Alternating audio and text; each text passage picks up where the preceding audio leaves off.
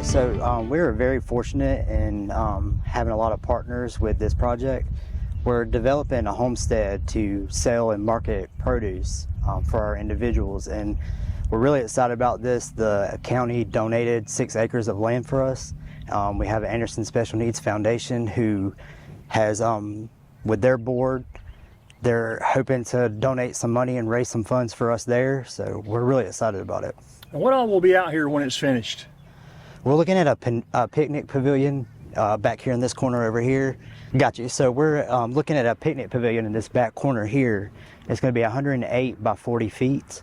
And we're looking to use that for a farmer's market to sell the produce. And there are going to be greenhouses out here? All right, tell me about the greenhouse. Okay, so we're lucky to have Cal Looney, who is donating a greenhouse with us. And that is expected to be here by the end of July, but we're hoping to have 4 greenhouses eventually. So. And when will we have everything up and running and finished, you know? We're shooting for December, but we're not squared away yet with that. But by the next growing season next year, y'all have stuff? Absolutely. And how will this help the population of people with special needs in Anderson County? So with the eradication of our 14C certificate, that's the federal law, federal government that funded that, a lot of that piece paid work went away, and it was to help our friends to get above sub-minimum wage jobs, but it kind of hurt those that were kind of in that in-between stage of being able to work. So those that are on piece paid work, that went away, and now that they'll be able to sell and market this produce, they will have a job that we can now pay them minimum wage. Do you know how many people with special needs we have in the county? How many we serve? We currently serve over 600 families. We serve 105 residentially, and they have 17 group homes, and we have an SOP 1 and 2, which is a supported living program for our higher functioning individuals. So we serve 100 residentially and about 600 through case management, early intervention, and day services. And how can people find out more about this? Is there a Facebook page, a website, something? Absolutely. So we're actually in the middle of a name change, which is rebranding. We're taking the disabilities out of our name, and we want to focus on their abilities. So we're now InspireAbilities of Anderson County, and we have a Facebook right now that's, you can just search InspireAbilities of Anderson County. Yeah, tell me how you're involved in this project. Okay, so my name's Chris Sullivan. I joined the board about a year ago. Came on and filled an interim spot that was available.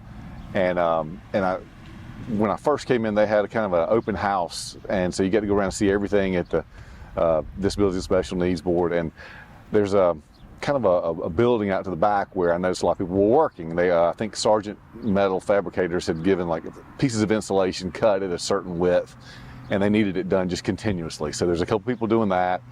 There's a few people doing kind of like some busy work, just stuff to stay busy. And that's when Josh and them had told me, like, you know, there's programs that these people, we try to get them jobs, to work, and we're losing those. The state law is going to change, and that's going to be gone. And so as I'm continuing my tour, I go walk through the office building, and there's plants growing everywhere. Like these hydroponic gardens are all in offices and in the hallways. And it turns out there's an employee, Eileen Jewell, that is like a master gardener. And she's like, our plan is to get a greenhouse project to grow produce to help feed our members, but also possibly to sell to the at-large. And I just so happen to have friends that one owns a greenhouse company, Cal Looney, and then a general contractor, John Glenn, both kind of agreed to come on and take us on and help us do this. So Rusty Burns worked with us, and the county was able to give us land at a very nice deal. And so we just started the process of trying to figure out how we wanted to lay it out. So we had to bring in the professionals with the grade. This is a pretty steep run that we have out here, so unfortunately moving dirt is not cheap. Nothing is cheap, but got with them, and we're trying to kind of get some grant money and stuff as well. But the first phase of this was to fence it off, so when we do have it here, our members are safe. It's closed off.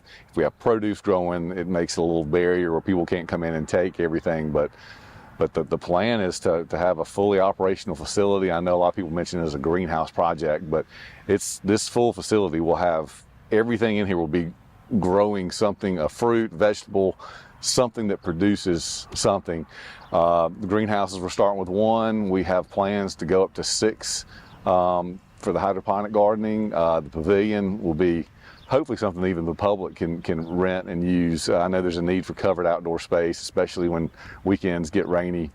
But yes, that's kind of the bigger picture on this, I guess.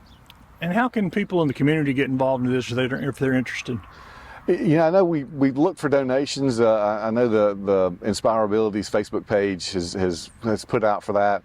We would love it, though. There's a foundation, our actual foundation, the Disabilities and Special Needs Board Foundation, has golf tournaments and raises money, and they are trying to kick in and cover as much as the pavilion area, because our project is really the growing and the planting and the hydroponic and all that, where the pavilion is more of a safe area, covered area to meet and have functions and all that. So they're trying to take that burden off of our board and provide that. So they do golf tournaments a couple times a year, at least one time a year, and they've raised a good bit of money. They've been a huge help to us here.